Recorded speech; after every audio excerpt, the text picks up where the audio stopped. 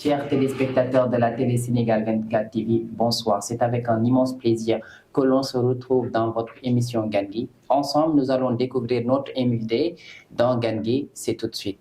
Papa Mamadou Cissé est ingénieur en développement local et spécialisé en gouvernance territoriale et développement économique. Consultant, formateur, il a travaillé pendant depuis 14 années à l'ONG Le Partenariat Structure de coopération décentralisée. Depuis 2015, il intervient en milieu universitaire, notamment à l'Université de Saint-Louis, Master Ingénierie en développement local, et à l'Institut supérieur de management de Saint-Louis ISM, Master Projet.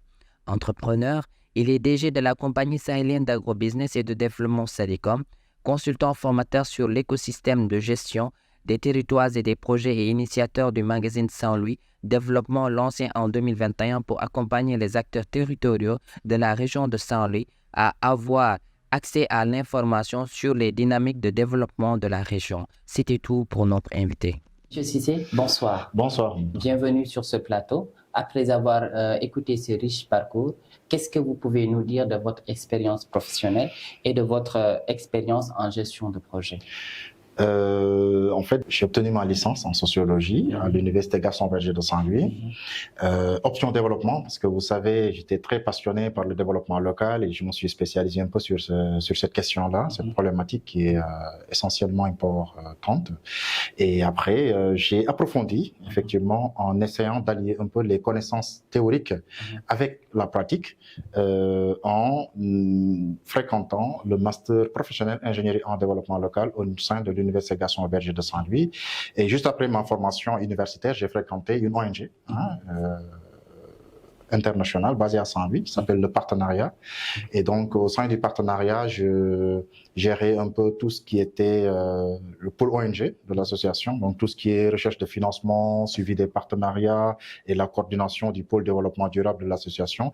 Et donc, ça m'a permis à un moment donné, pendant ces 14 années, de coordonner une trentaine de projets au bénéfice des acteurs de la région de Saint-Louis du Sénégal.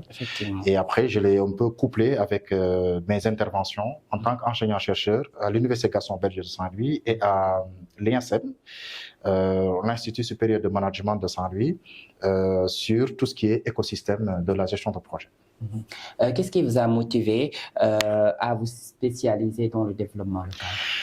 En fait, il faut dire que, en fait, comme nous avons constaté que le Sénégal a adopté une stratégie de développement depuis son indépendance, depuis 1960. D'ailleurs, les premiers projets de développement ont daté de 1962 avec M. Mamadou Dia, avec les politiques d'animation rurale.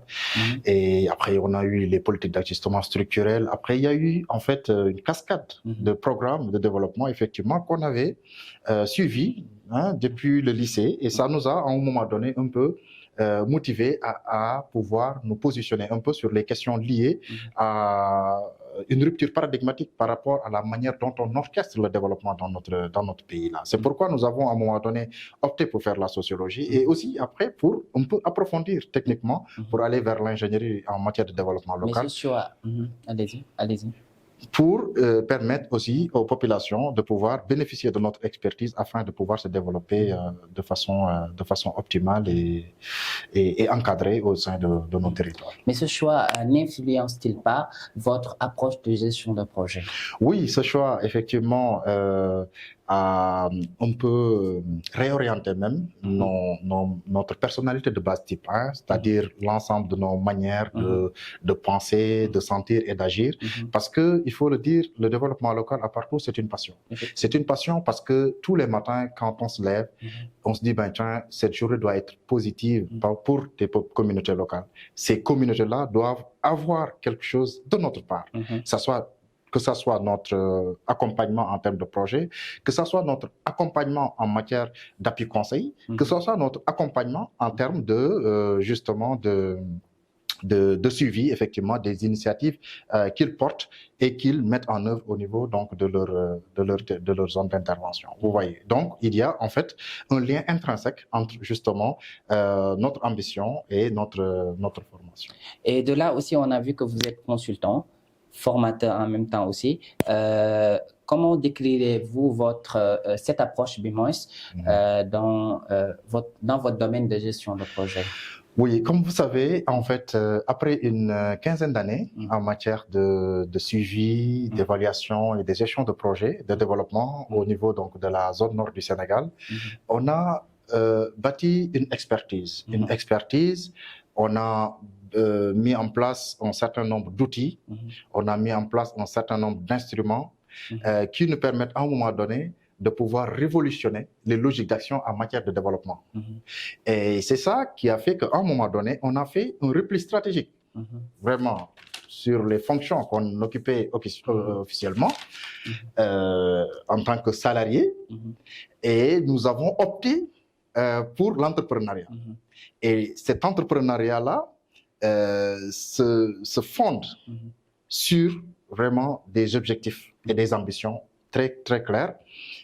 C'est pour un peu réinvestir l'ensemble des connaissances, des savoir-faire et des connaissances que nous avons acquis antérieurement, de les réinvestir au sein de la communauté sous une nouvelle forme.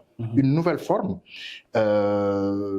qui permet à un moment donné d'avoir plus d'impact au sein des communautés locales, d'avoir plus de tonus au sein justement des bénéficiaires que nous accompagnons, que ce soit dans le cadre des projets, que ce soit dans des formations, etc. Mais également de pouvoir aussi offrir notre générosité en termes de connaissances, effectivement, à nos frères et sœurs qui sont dans la zone nord du Sénégal et un peu partout. Qui sont vos cibles? Nos cibles, en fait, elles sont variables. Elles sont variables. Mais notre cœur de cible, c'est les collectivités territoriales. C'est les collectivités territoriales, c'est-à-dire les communes et les départements qui sont dans la région de Saint-Louis du Sénégal. Ça, c'est notre cœur de cible. Mais maintenant, après, il y a des cibles secondaires. Ces cibles secondaires, c'est quoi? C'est en fait les acteurs territoriaux. Et ces acteurs territoriaux, c'est quoi? C'est les organisations faîtières, les organisations de la société civile, les associations, les étudiants, les élèves, etc., les producteurs. Vous voyez, les groupements de promotion féminine. Donc tout ça, en fait, c'est des cibles secondaires que nous accompagnons dans le cadre de notre expertise et de nos savoir-faire.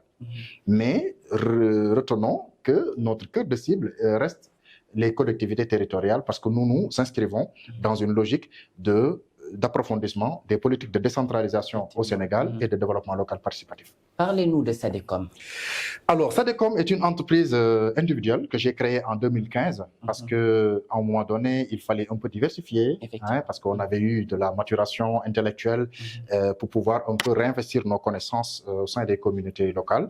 Donc, c'est une entreprise qui intervient sur deux volets. Le premier volet, il est agricole. Donc, on exploite 50 hectares au niveau de Savoie. C'est à 30 km de Saint-Louis, un peu sur des spéculations rizicoles et maraîchères. Mais également, on fait de la consultance. Donc, voilà, on fait de la consultance aussi. Donc, ce deuxième volet-là nous permet à un moment donné de faire des prestations intellectuelles. Voilà, donc on fait tout ce qui est études, des études un peu socio-économiques, des études environnementales, etc., sur un certain nombre de choses. On fait de l'appui conseil, un peu, parce qu'on a bâti une expertise assez solide sur les questions liées au développement local et au développement durable au niveau de la région de Saint-Louis. On fait aussi du coaching, ce qu'on appelle du coaching territorial, c'est-à-dire comment aujourd'hui on peut accompagner les acteurs qui sont dans la région de Saint-Louis à mieux porter les processus de développement local afin de revigorer l'économie locale, afin de mieux préserver l'environnement, etc. Donc tout ça, c'est des mécanismes de coaching territorial que nous déployons avec nos équipes au niveau donc, de la zone nord du Sénégal. L'autre aspect, dans le cadre du cabinet, c'est aussi de pouvoir un peu encadrer un certain nombre d'étudiants, parce que chaque année, on a en fait une dizaine d'étudiants de l'Université Gaston Berger de Saint-Louis comme de l'ISM que nous encadrons dans le cadre de leur mémoire de Master 2.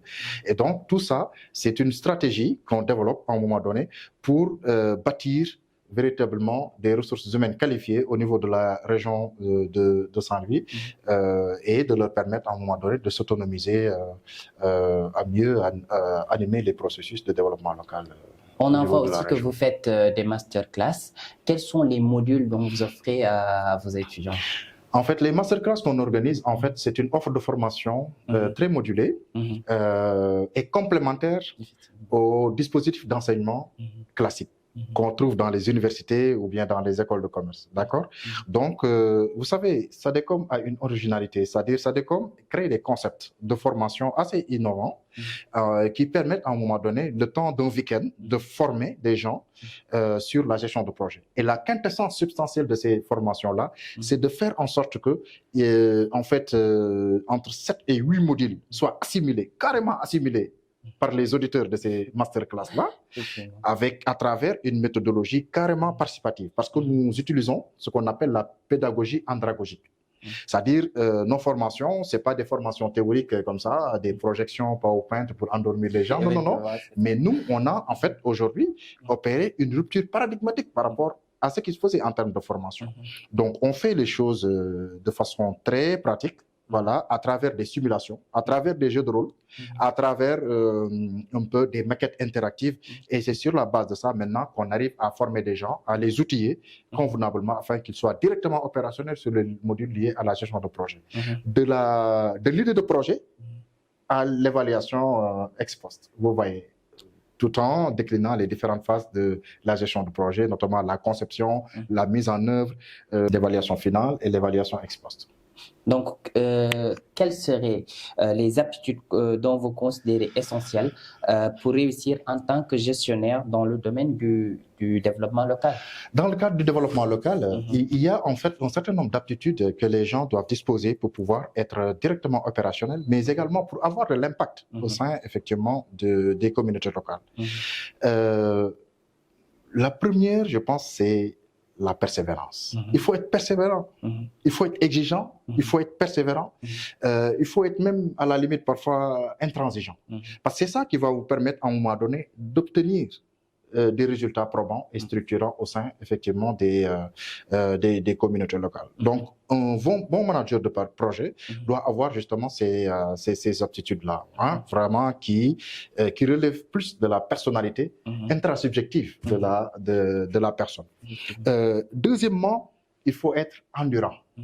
Il faut être endurant parce que quand vous mettez en œuvre des processus d'animation de projet, mais attendez-vous à des bouleversements, attendez-vous à des risques qui vont se présenter à vous, que ce soit des risques internes comme externes, des risques secondaires comme résiduels, mais tous ces risques-là, il faut savoir les affronter avec courage. Effectivement. Vous voyez, et donc ça, il faut préalablement les planifier à travers la conception du projet, mais également il faut que le manager du projet soit endurant. C'est-à-dire quand des risques se présentent à vous, des difficultés et des bouleversements qui en fait se constituent comme des goulots d'étranglement des processus que vous engagez, il faut être en mesure de pouvoir les gérer à bras le corps, avec intelligence, avec méthode. D'accord? Et il faut être endurant. Et la dernière aptitude que je trouve essentiellement pertinent, c'est que la personne doit être carrément ouverte. Elle doit être ouverte. C'est-à-dire qu'il faut avoir le sens de l'écoute. Effectivement. Et le sens de l'inclusion. C'est-à-dire qu'il ne faut pas s'enfermer dans un carcan, mais il faut voir les maillons d'acteurs qui peuvent intégrer votre processus. Il ne faut pas de jalousie, il faut s'ouvrir, voilà, impliquer le maximum d'acteurs parce qu'aujourd'hui, les processus de développement les plus réussis, c'est les processus qui sont inclusifs, qui sont participatifs, qui sont itératifs. D'accord? Donc, je pense que ces trois aspects sont extrêmement importants qu'il faut obligatoirement avoir pour mieux réussir en fait les projets de développement comme je l'ai fait pendant ces 14 années. Effectivement. Ouais. Pouvez-vous nous partager un projet mémorable que vous avez réalisé dans le passé et nous expliquer aussi les défis auxquels vous avez fait face? Alors, ça va être un peu difficile voilà, parce qu'on a piloté quand même c'est ça. Disons une trentaine de projets de gabarits différents. Mais l'un des projets qui m'a le plus marqué, c'est un projet de diffusion du biogaz dans la commune de Saint-Louis. C'était un projet financé par la métropole européenne de Lille, la ville de Lille, le programme national de biogaz domestique du Sénégal, Et donc, c'était un projet qui permettait à un moment donné d'installer une véritable filière biogaz dans la commune de Saint-Louis. Il y avait eu beaucoup d'enjeux voilà, dans la zone de Bango. D'ailleurs, là-bas, on en a installé une vingtaine de biodigesteurs au niveau de Guetnach. Parce que je ne sais pas si vous connaissez le biogaz, mais en fait, c'est du gaz qui est obtenu sur la base de la fermentation des produits organiques. Donc, tout ce qui est bouse de vache, les déchets de poisson, etc. Donc, tout ce qui est fermentescible, on les met dans des digesteurs et en l'absence d'oxygène, ça se fermente et ça produit du méthane. Et ce méthane-là est directement utilisé dans les cuisines pour en fait la cuisson des repas. Et c'est des technologies très simples, sans pièces électriques ni mécaniques. Voilà, c'est juste de la maçonnerie et de la plomberie qui aujourd'hui améliore un peu l'accès à l'énergie à un certain nombre de ménages dans la zone nord du Sénégal. D'accord? Et donc, moi, j'ai été un peu l'instigateur un peu des projets biogaz dans la région de Saint-Louis, parce que le premier biodigesteur qui a été réalisé dans la zone nord, c'était en 2010, en septembre de 2010, et je l'avais réalisé en lien avec un partenaire qui s'appelait Christophe, qui travaille pour BioEco, une entreprise qui était spécialisée sur le biogaz. Et après, c'est sur la base de cette unité pilote qu'on a essayé d'organiser un certain nombre de visites pour montrer aux gens que maintenant, avec les bousses de vache, on peut faire du gaz pour la cuisson des repas. Et ça a été vraiment une découverte géniale pour les populations locales. Et sur la base de ça, on est allé à l'échelle pour le disséminer à grande échelle au niveau de la commune et de la région. Mais le projet biogaz de Saint-Louis, ça m'a permis à un moment donné d'affronter un certain nombre de défis, de pouvoir faire des sensibilisations, parce que les gens ne me croyaient pas. Quand je faisais des animations communautaires, je viens, j'explique la technologie, et des vieux, parfois, me disent, mais écoutez, vous, ce que vous dites là, c'est impossible. Avec les déchets de vache, vous ne pouvez pas produire du gaz. Est-ce que vous voyez? Donc, et après, avec les démonstrations, avec les unités tests et aussi les visites de terrain qu'on faisait avec les populations, on est arrivé à les convaincre. Et après, c'était une forte demande. C'était la rue. À utiliser. Mais carrément. Après, il y a eu vraiment des centaines de demandes. Les gens disaient, ben, tiens, nous, on est intéressés. On a des vaches, on a de l'espace, on a des cuisines construites en Turc. Donc, pourquoi pas, vous ne pouvez pas venir vers nous, etc. Vous voyez. Après, c'est des guéguerres entre les bénéficiaires et tout. Donc, c'était de la passion. Moi, carrément, ce projet m'a beaucoup façonné et m'a beaucoup inspiré aussi sur vraiment la gestion de projets, parce qu'il y avait beaucoup de paramètres effectivement à tenir en compte et tout. Et nous avons relevé tous les défis de ce projet-là. Et les bailleurs nous ont dit, ben, écoutez, ce projet, cette micro-méthanisation que vous avez fait à Saint-Louis du Sénégal, nous voulons l'avoir en Hauts-de-France. Et ce qui nous a valu effectivement vraiment la mise en place d'un dispositif de capitalisation. Et on est parti en France pour pouvoir un peu former véritablement les acteurs qui sont dans la métropole lilloise à utiliser justement les micro-biogéniseurs. Vous voyez. Et après, il y avait des échanges nord-sud sur le biogaz. Donc, c'est un projet vraiment pendant plusieurs années qui m'a permis, qui m'a beaucoup marqué, et je pense que c'était une belle expérience. Et de par là, comment utilisez-vous les médias sociaux ou les plateformes en ligne pour promouvoir votre travail? Oui, parce que vous savez, aujourd'hui, nous sommes dans un monde digitalisé. On est dans un monde digitalisé, et donc nous, au niveau de Sadecom, on essaie à un moment donné de pouvoir utiliser vraiment notre community manager pour pouvoir un peu toucher les différents acteurs au niveau des plateformes existantes, que ce soit Instagram, Facebook, WhatsApp, etc., et LinkedIn, pour pouvoir à un moment donné communiquer sur nos actions, mais également mobiliser aussi un certain nombre de clients par rapport à nos différentes activités, comme les masterclass, etc. Vous voyez. Et aussi, je tiens à rappeler que nous avons mis en place un magazine. D'ailleurs, c'est le premier magazine du développement local au Sénégal. Ça s'appelle Saint-Louis Développement. C'est Sadecom qui l'a créé en 2021. Aujourd'hui, nous en sommes à notre 4e numéro. Et donc, on fait des magazines voilà, pour valoriser l'ensemble des expériences de développement local au niveau régional, pour pouvoir le diffuser à grande échelle pour le plus grand nombre de bénéficiaires, pour permettre aux acteurs de la zone nord de savoir en temps réel ce qui se passe en matière de développement. Et ça, on a une version physique, mais aussi une version digitale. Et cette version digitale est commercialisée à travers ces plateformes-là. Vous voyez. Et ça se passe plutôt bien. Et ça montre qu'aujourd'hui, nous avons vraiment de grandes opportunités à utiliser le digital-là pour un peu définir notre politique communicationnelle à travers des passerelles adaptées. Quelles sont les perspectives en long terme que SADECOM offre? En fait, aujourd'hui, SADECOM est en train de se positionner dans la zone nord comme en fait l'un des cabinets les plus reconnus en matière de renforcement de capacité sur les questions liées à la décentralisation et au développement local participatif sur toutes les thématiques. Voilà, on est en train aujourd'hui de se positionner parce que aujourd'hui, je tiens à rappeler que le ministère de l'aménagement du territoire, de la décentralisation et de l'aménagement du territoire avait mis en place un pool régional de formateurs. Nous sommes, je pense, 10 cabinets et formateurs, consultants, et ça date du 12 avril 2016. Ça a été mis en place par justement le ministère, et donc nous avions donc cette reconnaissance juste une année après la création de notre cabinet parce qu'on l'a créé en 2015. D'accord?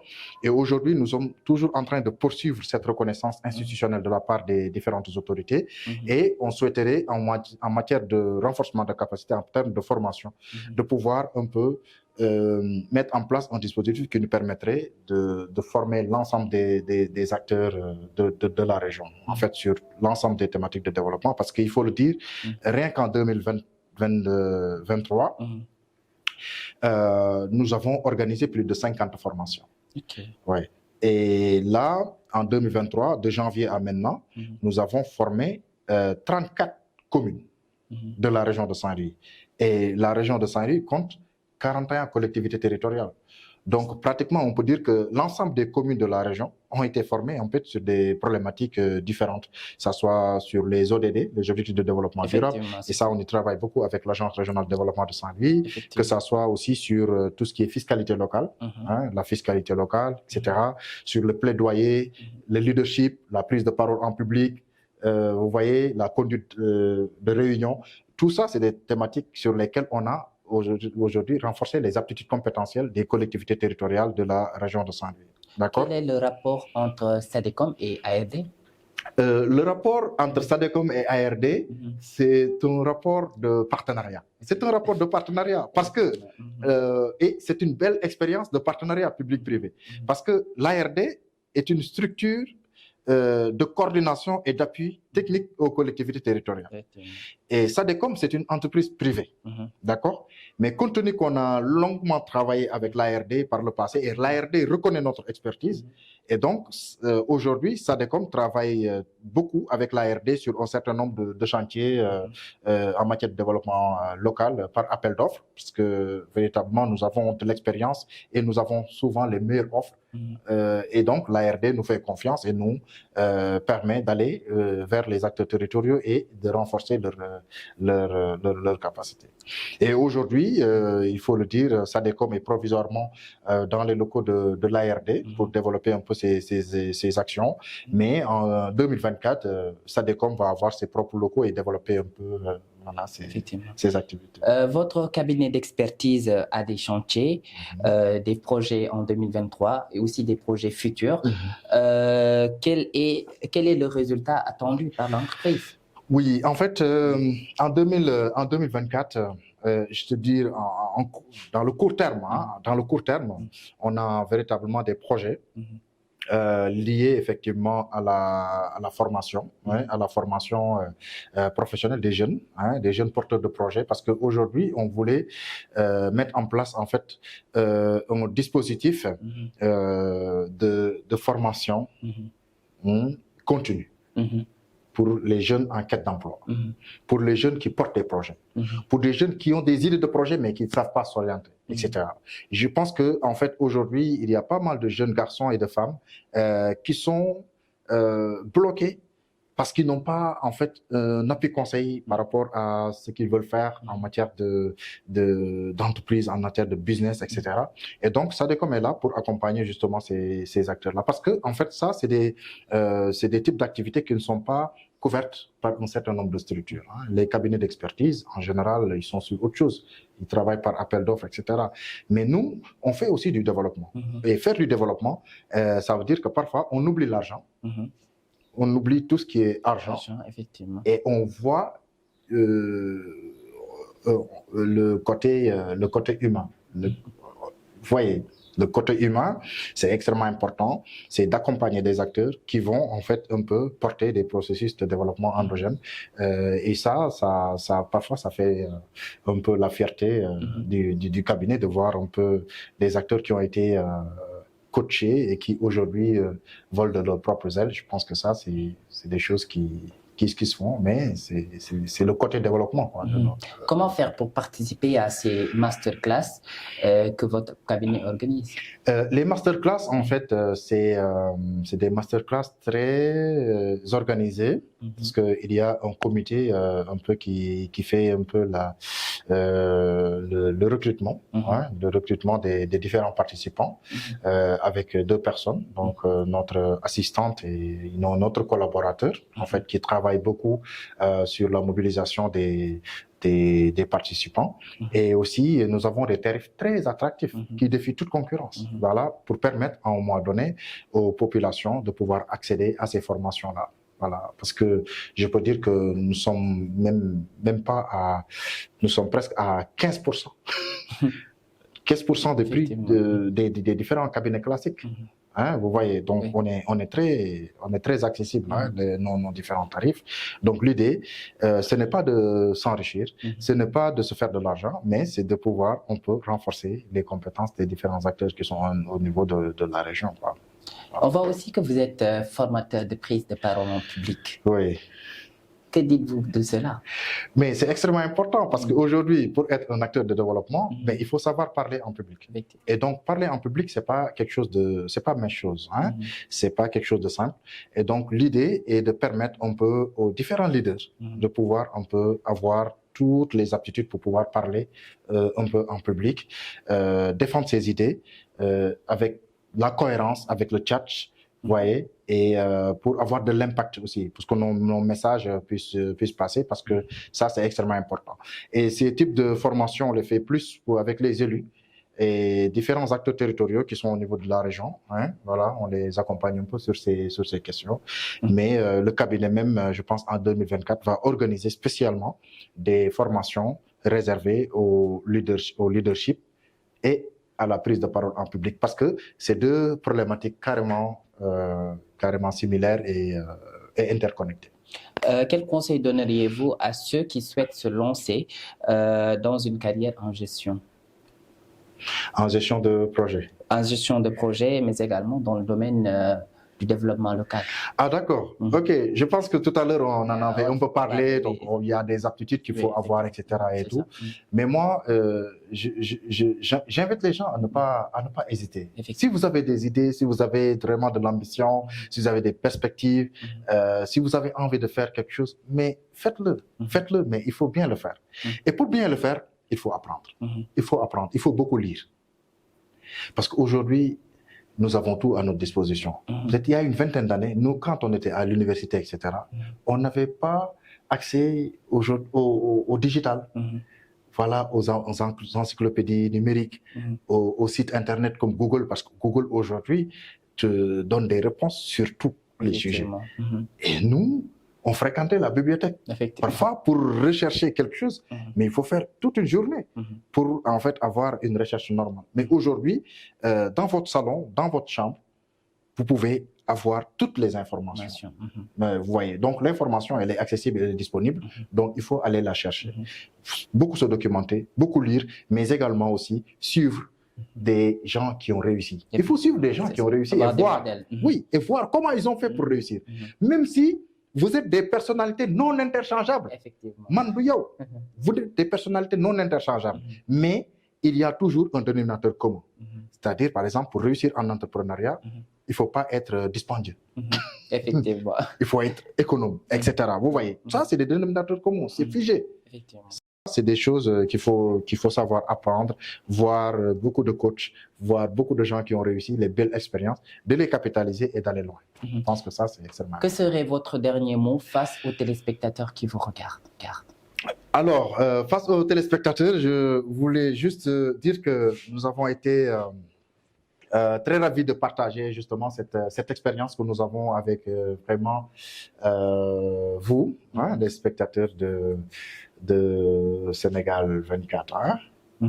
Voilà, et de leur dire que en fait aujourd'hui nous sommes en fait de jeunes entrepreneurs en fait dont l'ambition est de revigorer vraiment notre région à travers des offres de formation, à travers la production agricole, à travers tout ce qui est appui conseil. Hein, voilà, nous mettons notre énergie et notre expertise à la disposition des différents acteurs territoriaux et que, à un moment donné, nous sommes ouverts à toute forme de collaboration qui nous permette, à un moment donné, de cheminer ensemble vers l'excellence et vers un peu l'atteinte de nos différents objectifs. Et donc, voilà, on est carrément ouvert à vous recevoir et à travailler avec vous sur différents chantiers de développement. Okay. Merci beaucoup, M. Cissé, d'avoir répondu à notre invitation. Et merci aussi d'avoir partagé cette belle expérience avec nous. Je remercie aussi à mes techniciens d'avoir participé à cette émission. Et je vous dis à bientôt pour une nouvelle émission dans votre émission Gangui. Je vous remercie.